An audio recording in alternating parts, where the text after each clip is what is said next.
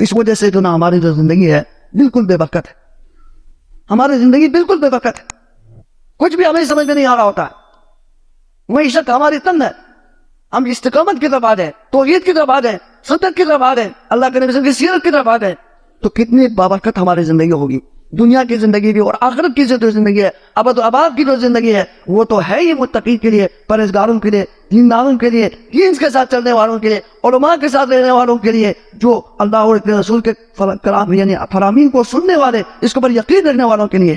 ہم تو یہ باتیں بہت چھوٹی سمجھتے ہیں اور ہمیں سمجھ میں نہیں آتی، میں اتنے غفلت کی نیند ہم سوئے ہوئے ہیں، اور ہماری جو غفلت ہے وہ تو ختم نہیں ہوتی، لیکن یہ غفلت کب ختم ہوگی؟ جب انسان من جائے گا، جب من جائے گا تو پھر ساری چیزیں اس کے سامنے ہوگی۔ اللہ فرماتے ہیں لَقَدْ كُنْتَ فِي غَفْلَةٍ مِّنْ هَٰذَا فَكَشَفْنَا عَنْكَ غِطَاءَكَ فَبَصَرُكَ الْيَوْمَ حَدِيدٌ۔ اللہ تعالیٰ کی طرف سے ڈانٹ آئے گا اس وقت کچھ بھی پتہ نہیں چلے گا، کوئی بھی سمجھ میں نہیں آ جائے گا۔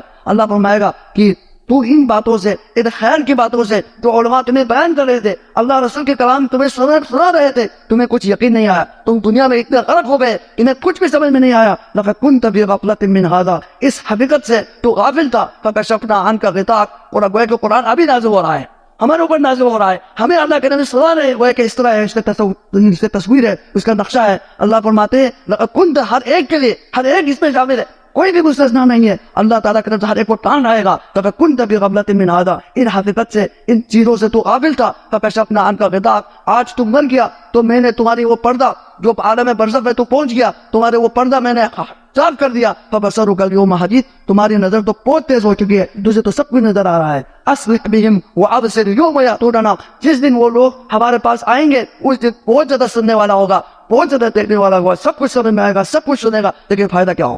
اس لیے ہمیں